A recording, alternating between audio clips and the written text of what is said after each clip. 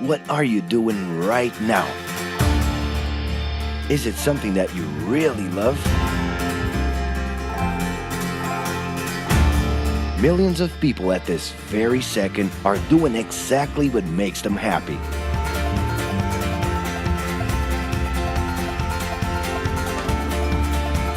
But wait a minute. You spend a big part of your life working. And any job has the potential to drive you insane. I think this is a good time for a break. But, of course, there's a bright side.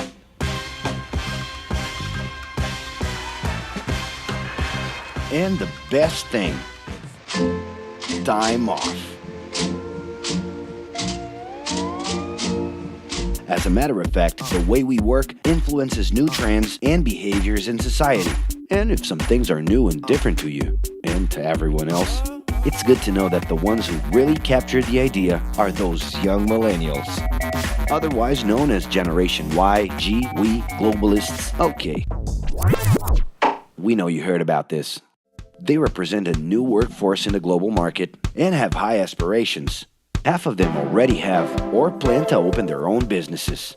Because of their digital, liquid, and collective mindset, they are affecting the way we produce and work in the future. Sounds complicated? Actually, keeping things simple was the motto that baby boomers worked by in the 60s and 70s. Rules were a lot clearer back then. The workspace was confined to the office. Responsibilities were individual-based and very specific, and you knew exactly the right time to start and finish your day. At that time, after the World Wars, the institution represented the security that everyone was dreaming about. Because of this, it made total sense to be a company man and respond well to linear and hierarchical structures. But be careful. Once you chose a career, it was a decision that would pretty much last for the rest of your life. Older workers would teach young ones because putting in long years of experience was essential if you wanted to grow within the company.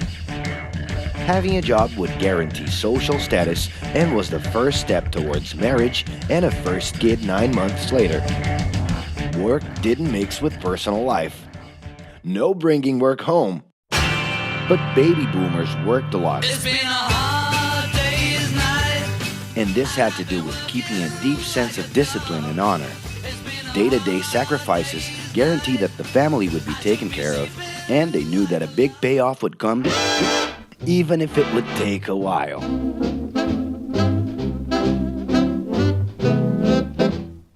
However, Generation X redefined the time relationship between work and reward. Super confident, extroverted, very competitive, and doing everything in their power to achieve quick growth, these guys were always on the lookout for better offers. A profitable idea could easily put them into a leadership position based on meritocracy without taking their experience into account.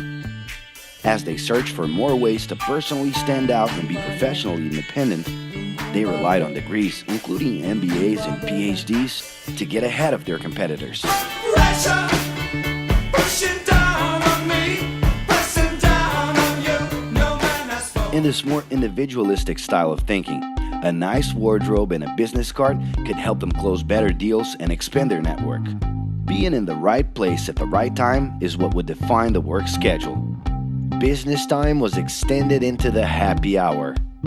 This mix between personal and professional life turned a workaholic into someone who was admirable and even sexy. In the grace of your love.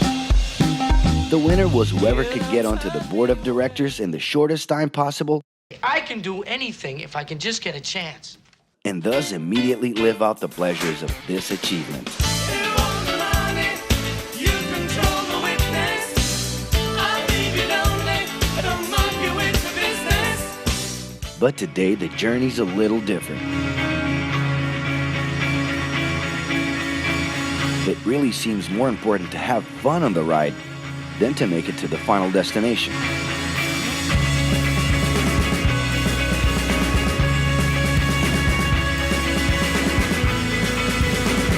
Ironically, millennials, those unpredictable kids, are the ones perfectly translating this new vision. In a time when pleasure determines professional accomplishment, they know, like no one else, how to recognize opportunities that link passion with work. It's not right, but it's now or never. The creative economy, new professions, an entrepreneurship boom, and the new collective power are painting a brilliant and never-before-seen scenario. No wonder millennials are so impatient. The speed at which they connect with the world sets the pace for their work relations. Projects that only will make a difference in the long term just don't stimulate them. And they need constant feedback so they can feel that their efforts are being recognized. It's great. I love it. The traditional pyramid inside of companies doesn't really fit with these anxious young people. They're excited about working with older generations, but only if the relationship is on equal terms and with mutual respect. It's all about exchanging knowledge, no matter your age. Being that millennials find empowerment in discovering things on their own. It's natural for them to diversify their channels and seek out informal types of education instead of simply picking out a major. In the end, professional commitment is not just a norm. It's something that naturally comes from truly engaging experiences. Besides having a job, it's become more important to have a purpose that can be carried out in different forms at the same time. Mobility, shared workspaces, home offices, and the possibility to create your own hours make work always present, anytime and everywhere. For that reason, people with different work styles are having more freedom to tap into their talents, and even those with introverted personalities can transform their ideas into million-dollar businesses. Yes, you can stay in your pajamas as long as you maintain an updated and attractive profile across your social network.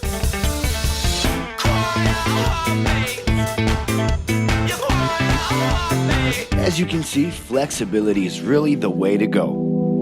Millennials are fascinated when they get involved in works in progress and feel motivated by learning new skills. They're excited about an open and forever beta world where testing and messing with something unfinished is the only way to create the new.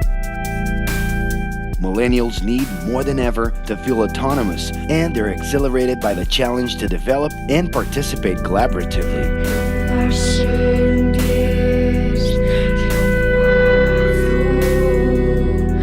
They can change direction quickly and don't let attachments hold them back.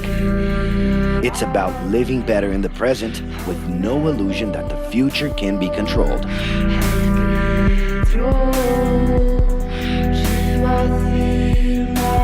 That's because of one simple thing. Whoever adapts more easily can evolve along with the changes. And if you feel overwhelmed by everything so far and are looking for the right answer, well, sorry. We're still going to ask you another question. Are you doing what you love right now? No. So start.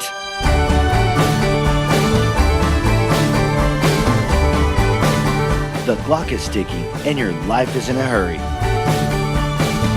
Discover your life's purpose and make it happen. Loving your work will put you in motion. It's the only way to lead a fulfilling life every day.